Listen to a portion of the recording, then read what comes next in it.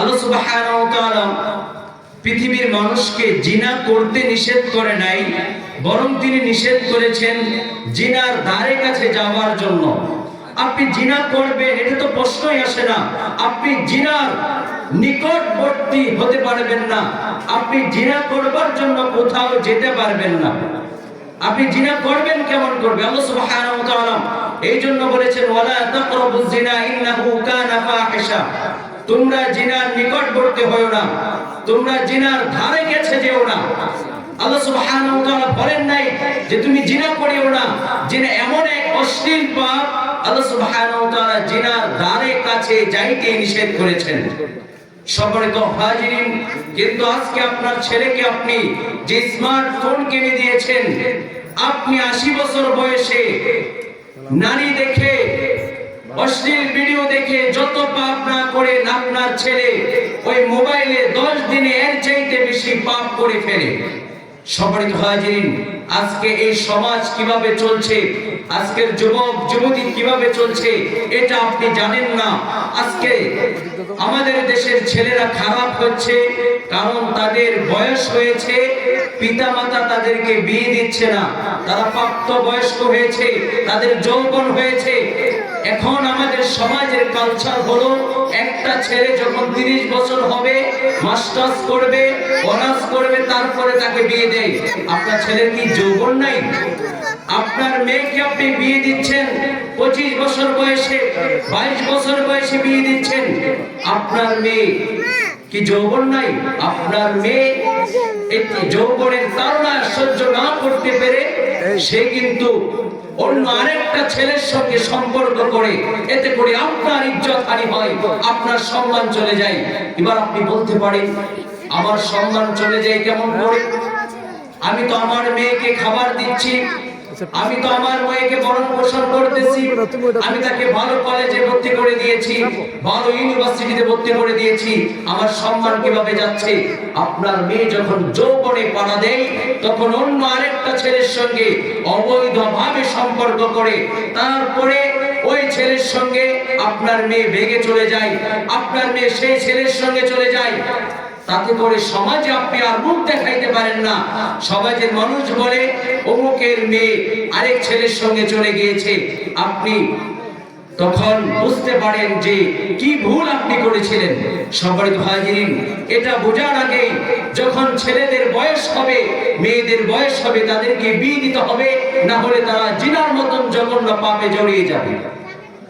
এইজন্য রব্বুল আলামিন বলেন ওয়ালা তাকরাবুজ জিনা ইন্নাহু কানা ফাহিশা। তোমরা জিনার ধারে কাছেও যেও না, কারণ এটা অশ্লীল, এটা নিকৃষ্ট পথ। এই পথে যারা পাড়া দিবে তাদের জীবন যৌবন সব ধ্বংস হয়ে যাবে। তারা দুনিয়াতেও শাস্তি পাবে, আবার আখিরাতেও শাস্তি পাবে। পৃথিবীতে এমন কিছু পাপ আছে যে পাপের শাস্তি রব্বুল আলামিন দুনিয়াতে রেখেছেন, আবার মৃত্যুর পরে কিয়ামতের ময়দানে ওই লোকগুলোকে শাস্তি দেওয়া হবে। যেটা বলতে চেয়েছিলাম, রব্বুল আলামিন কিছু পাপের শাস্তি পৃথিবীর মধ্যে রেখেছে। এর একটি হলো চুরি। মানুষ যখন চুরি করে ওই চুরির শাস্তি পৃথিবীর মধ্যে আছে, কিন্তু আমার বাংলাদেশে নাই। রব্বুল আলামিন কোরআনে বলে দিয়েছে চুরি করলে তার হাত কেটে দাও। রাসূল সাল্লাল্লাহু আলাইহি সাল্লাম এর কাছে এক সাহাবী এসে বলল, হে আল্লাহর রাসূল, অনেক বড় বংশের মেয়ে চুরি করেছে, এখন হাত কাটা ছাড়া অন্য কোনো শাস্তির ব্যবস্থা আছে নাকি? বিশ্বনবী বললেন, আমার মেয়ে ফাতেমা যদি চুরি করত আমি তাহলে তার হাত কেটে দিতাম। এটা হলো ইসলামী আইন, এই আইন হলো ইসলামের আইন। কিন্তু আমার দেশে আজকে চুরির আইন নাই। এটার মূল কারণ হলো যে আমার দেশের বড় বড় চেয়ারগুলোতে যারা বসে আছে তারাই হলো সবচাইতে বড় চোর। ঠিক না বলে? তাদের মতন বড় চোর বাংলাদেশে আর কেউ নেই। যারা উপরের চেয়ারগুলোতে বসে আছে ওরাই ইউনিয়নের গম আর চাউল চুরি করে, ওরাই দেশের টাকা চুরি করে বিদেশে পাচার করে। আমার দেশের অনেক এমপি মন্ত্রী চেয়ারম্যান রয়েছে, ওরাই দেশের জনগণের টাকা চুরি করে বিদেশে পাচার করে, ওরা জনগণের টাকা চুরি করে বাড়ি করে ঘর করে। এই জন্য তারা চায় না কোরআনের আইন বাংলাদেশে চালু হোক, কারণ কোরআনের আইন যেদিন বাংলাদেশে চালু হবে সর্বপ্রথম আমার দেশের নেতাদের হাত কাটা পড়বে। কথা বলেন ঠিক কিনা? সম্মানিত হাজিরিন, এই জন্য তারা এই আইন চায় না, তারা জিনার আইন। আল্লাহ রাব্বুল আলামিন বলেন, আয-যানিয়াতু ওয়াজ-যানি ফাজলিদু কুল্লা ওয়াহিদিন মিনহুমা মিয়াতা জালদা ওয়া লা তা'খুযুকুম বিহিমা রাফাতুন ফি দীনিল্লাহি ইন কুনতুম তা'লামুন। রাব্বুল আলামিন বললেন, কোন বিবাহিত অথবা অবিবাহিত, কোন নারী যদি জিনা করে, কোন পুরুষ যদি জিনা করে, তাকে 100 দুররা দিতে হবে, 100 বেতের আঘাত করতে হবে। আর বিবাহের পরে যারা জিনা করবে তাদেরকে রজম করে মেরে ফেলতে হবে। এই আইন আমার বাংলাদেশে নাই। কারণ হলো, আমার বাংলাদেশের অনেক এমপি আছে, তারা প্রত্যেক দিন প্রত্যেক রাতে বিভিন্ন ফেভারিটের মেয়েদেরকে নিয়ে না ঘুমাইলে তাদের ঘুম আসে না। এই কথা বলছেন না কেন?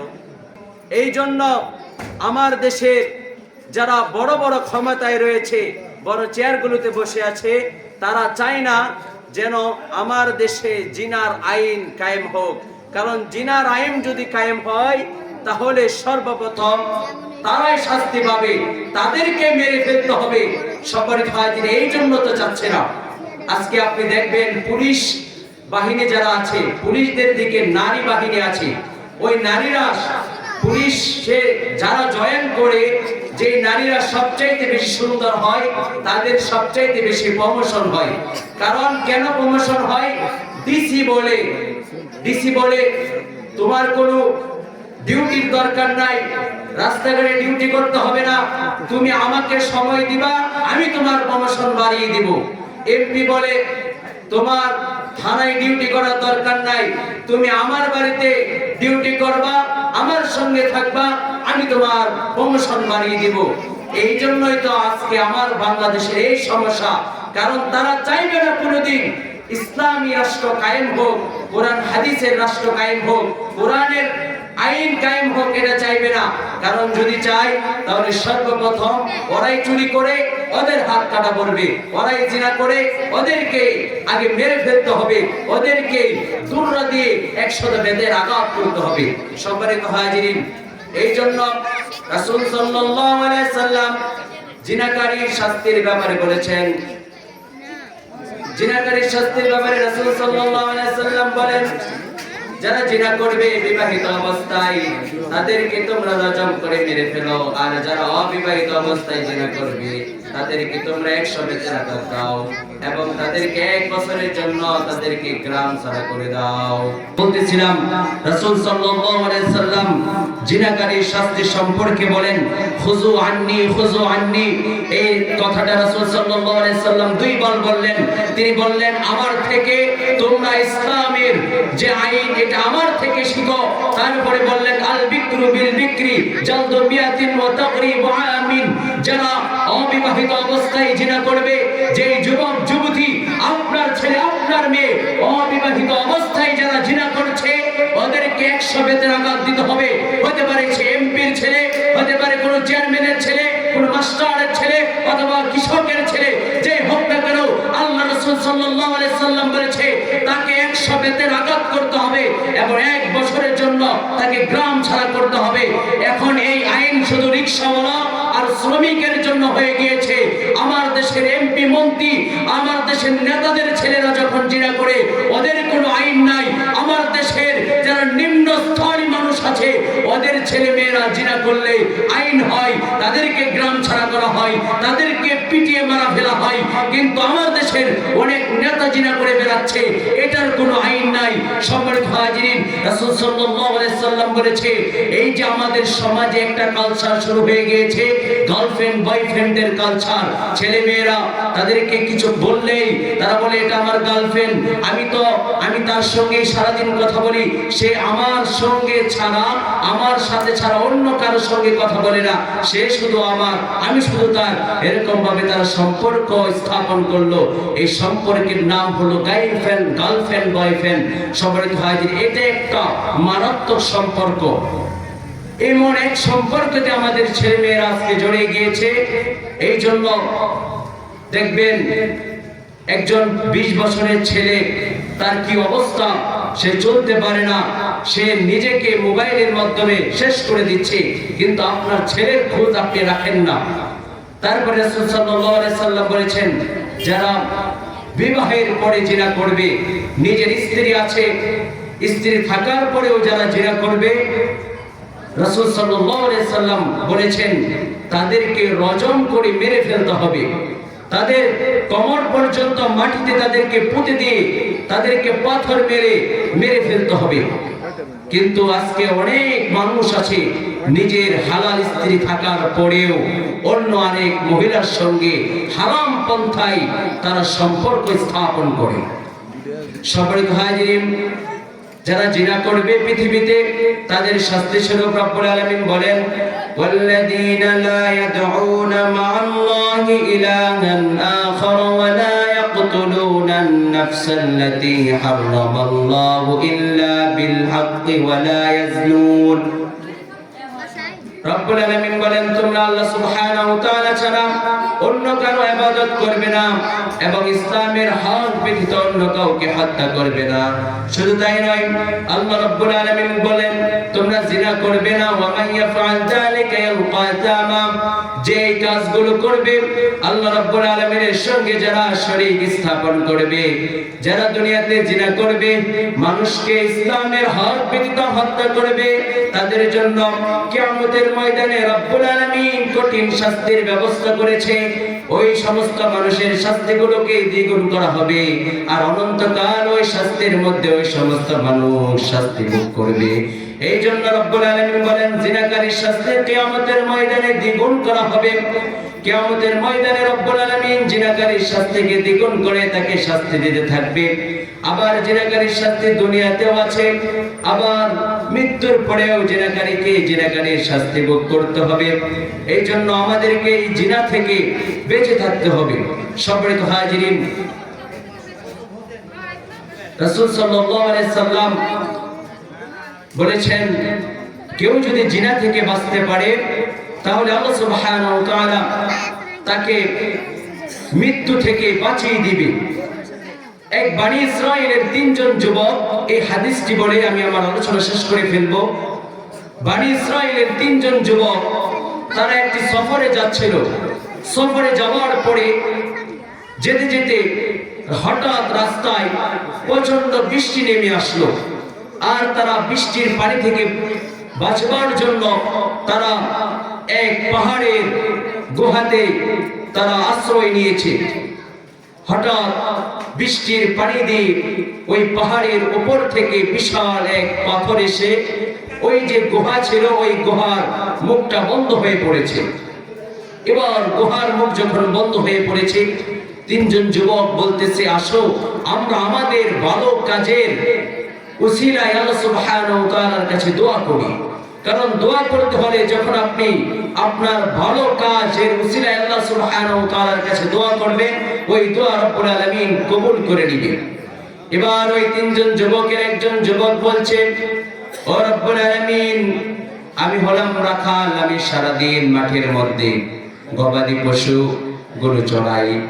আমি যখন আমার বকরি আমার গরু সারাদিন মাঠের মধ্যে তাদেরকে ঘাস খাওয়িয়ে বাড়িতে নিয়ে আসি, সন্ধ্যার সময় আমার গাভী গরু থেকে আমি দুধ দহন করে সর্বপ্রথম আমার পিতামাতাকে খাবার দেই। একদিন আমার ওই মাঠ থেকে আসতে দেরি হয়ে গেল। দেরি হয়ে যাওয়ার পরে এসে দেখি আমার পিতামাতা ঘুমিয়ে ফেলেছে।